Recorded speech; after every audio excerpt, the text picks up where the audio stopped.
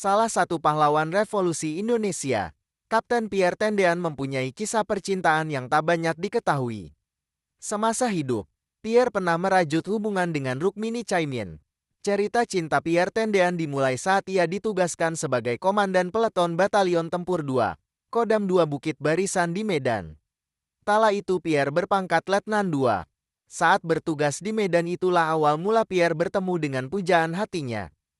Saat ia tidak dalam keadaan dinas, diajak oleh kawannya bermain ke rumah Caimin, salah satu tokoh terpandang di sana. Kunjungan Pierre menjadi berkesan ketika berjumpa dengan putrinya, Rukmini. Pierre dikenal cuek meskipun banyak digandrungi gadis-gadis semasa menjadi taruna. Namun ia begitu tertarik kepada Rukmini. Ketertarikan Pierre tak lain adalah sikap Rukmini yang lemah lembut, pemalu, dan tutur katanya yang sopan.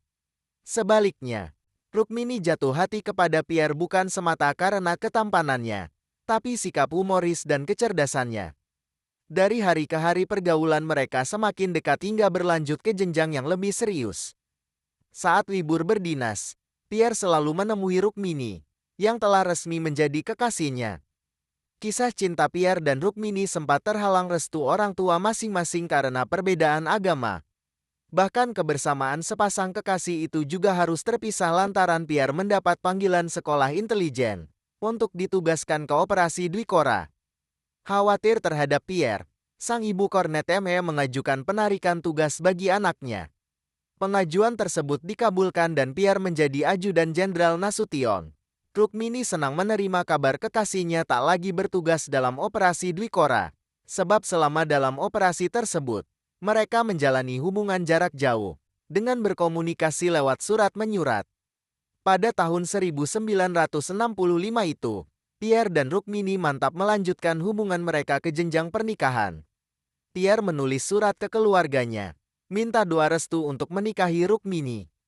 Saat mendampingi Jenderal Nasution bertugas ke Medan, pada tanggal 31 Juli tahun 1965, Pierre menyempatkan diri menemui keluarga Rukmini untuk melamar. Hari pernikahan mereka telah disepakati pada bulan November tahun 1965. Keseriusan Pierre untuk menikahi Rukmini tidak main-main.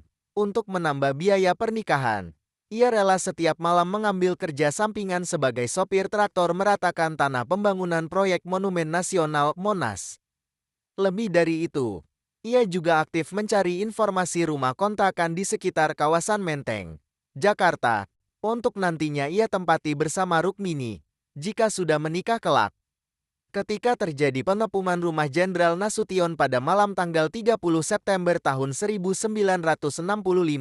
Pierre tidak dalam tugas piket. Dia telah menyerahkan tugas jaga kepada Komisaris Polisi Hantam Mansur.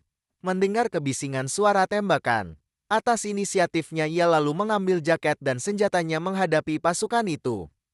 Tidak jelasnya instruksi operasi kepada pasukan Cakrabirawa membuat mereka salah tangkap dan tidak mengenali Jenderal Nasution. Mereka malah membawa Pierre. Rukmini harus mengubur dalam-dalam rencana pernikahannya dengan Pierre, yang akan dilangsungkan 2 bulan lagi. Sebab sang kekasih tewas pada malam tanggal 30 September tahun 1965. Tanggal 31 Juli tahun 1965 ketika lamaran, menjadi pertemuan terakhir Rukmini dengan Pierre. Karena Rukmini berada di Medan, tengah menunggu kedatangan Pierre untuk pernikahan pada November tahun 1965. Hasil visum et repertum Kapten Anumerta Pierre Tendean terdapat beberapa luka tembak di tubuh. Di antaranya 2 di dada kanan, 2 di punggung kanan, 1 di leher belakang sebelah kiri, dan 1 di pinggul kanan. Ada luka lain juga akibat pukulan, yaitu 1 di kepala kanan, 1 di tulang ubun-ubun kiri, dan 1 di puncak kepala. Pujaan hati Kapten Pierre Tendean, Rukmini Caimin wafat belum lama ini, yaitu pada tanggal 27 Juli tahun 2019 dalam usianya ke-72 tahun, di Klaten, Jawa Tengah. Andai Pierre dan Rukmini resmi menikah, mereka telah merayakan 57 tahun usia pernikahan. Sekian dari saya, Editor Saud Sagala.